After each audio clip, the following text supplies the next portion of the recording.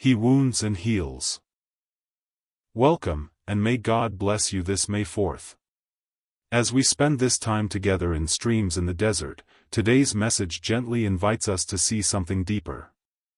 Even the shakings in life are never wasted in the hands of our God.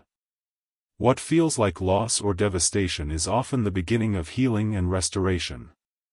God may allow the breaking, but it's with those same loving hands that He rebuilds, renews, and restores.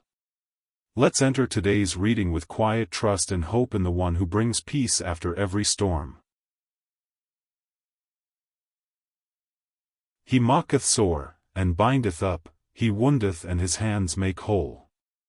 As we pass beneath the hills which have been shaken by the earthquake and torn by convulsion, we find that periods of perfect repose succeed those of destruction.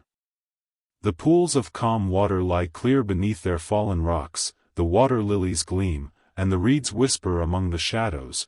The village rises again over the forgotten graves, and its church tower, white through the storm twilight, proclaims a renewed appeal to His protection, in whose hand are all the corners of the earth, and the strength of the hills is His also.